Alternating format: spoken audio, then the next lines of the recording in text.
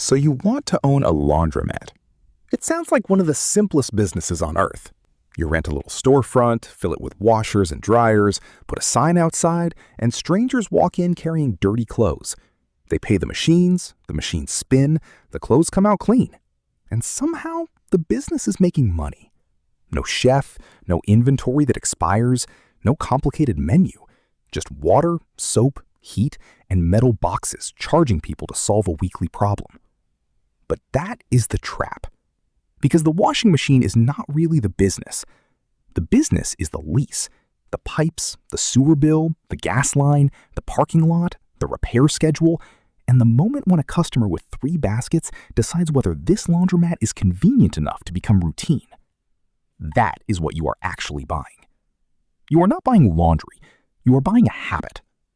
And habits can be profitable, but they can also be fragile.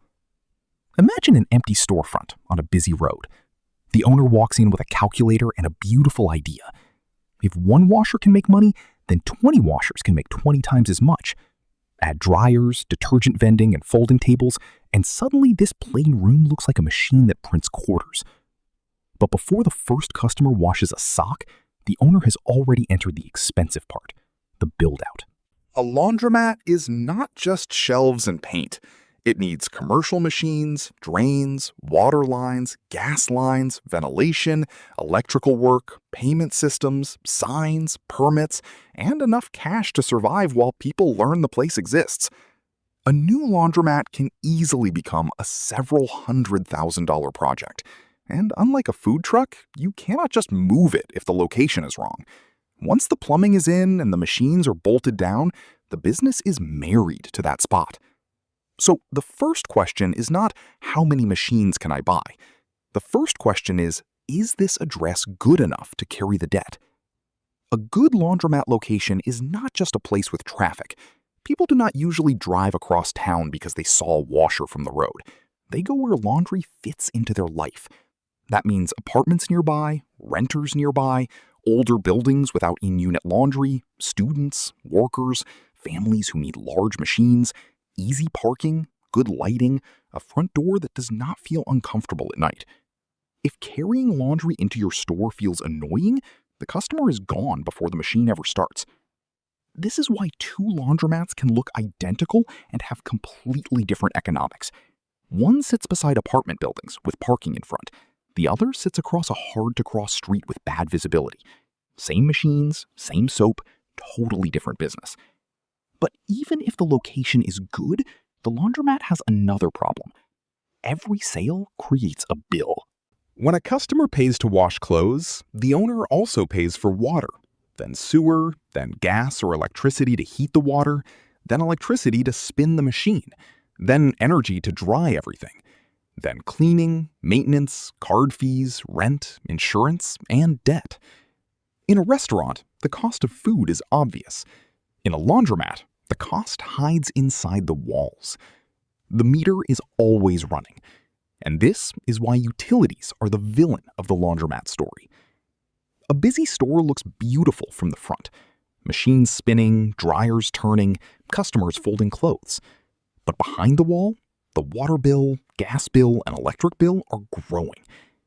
And if the owner bought old machines because they were cheaper up front, those machines may be quietly eating the profit every cycle.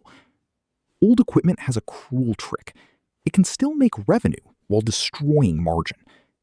The owner sees money going in, but the utility company sees water, heat, and power going out. If the machine uses too much water, breaks too often, and takes too long, the business is slowly paying for the discount it got on day 1. Then comes the repair problem. A broken washer is not just a repair bill. It is a missing machine during the busiest hours. It is a customer seeing an out-of-order sign and trying the laundromat down the street. It is revenue leaking out through one blinking error code. In a small laundromat, one broken machine can be a noticeable part of capacity, and customers notice neglect quickly. Laundry is personal. People are putting clothes, sheets, uniforms, and kids' blankets into your equipment. If the store feels dirty, broken, unsafe, or confusing, they do not think, maybe the owner is having a tough month. They leave. So now the owner has to decide what kind of laundromat this is. The simplest version is self-service. Customers wash, dry, fold, and leave. Labor can be low, but the store has to run almost by itself. The machines, payment system, cameras, lights, bathrooms, and cleaning schedule all matter. The more advanced version adds services. Wash, dry, fold, pickup and delivery, commercial laundry for salons, gyms, spas, restaurants, or short-term rentals. Now the laundromat is not just renting machines by the cycle. It is selling time back to customers. That can be powerful, but it changes the business. Now you need staff. Sorting, labeling, customer service, quality control, delivery routes. Someone has to make sure the right clothes end up in the right bag. The business becomes less passive, but potentially more valuable. This is the big misunderstanding with laundromats. People call them passive income because the machines do the washing. But the money is not passive. The money depends on many small systems working at the same time. The lease has to be reasonable. Utilities have to be controlled. Machines have to stay up. The store has to stay clean. And the owner has to know whether the numbers are real. That last part matters when buying an existing laundromat. The machines are there. The customers exist. The revenue is already happening. But what you are really buying is proof. Proof that customers come back. Proof that expenses are real. Proof that the machines are not about to need replacement. Proof that the lease does not expire right after purchase. Proof that the cash income is not just a beautiful story from someone trying to sell. A laundromat can be worth a lot because it has steady cash flow. But if that cash flow is exaggerated, or the equipment is old, or the rent is about to jump, the buyer is not buying a money machine. They are buying a renovation project with a water bill. And then there is competition. A neighborhood only has so much laundry.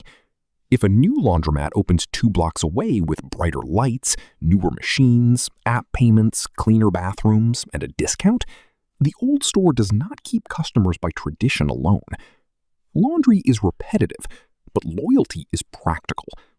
People go where the machines are available. The store feels safe, the price makes sense, and the process is easy.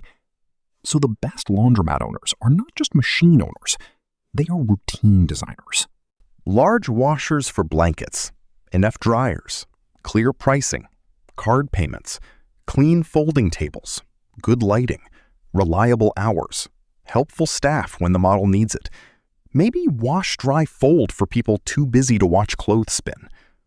The laundromat that wins is usually the one that becomes the easiest answer to a recurring problem.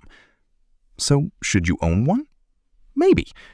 A laundromat can be a durable local business. People need clean clothes in good economies and bad economies. Machines can work for years. A strong location can keep producing traffic. A well-run store can add services that turn a chore into a deeper customer relationship. But the downside is hidden in the things beginners ignore. The build-out, the lease, the utility bills, the old machines, the downtime, the verification of cash flow, the competitor across the street, the fact that the business is difficult to move once the first pipe goes into the wall. From the outside, a laundromat looks like a room full of machines. From the inside, it is a bet on a neighborhood's routine. Because you are not trying to own washing machines. You are trying to own the place people trust with the chore they have to do again next week.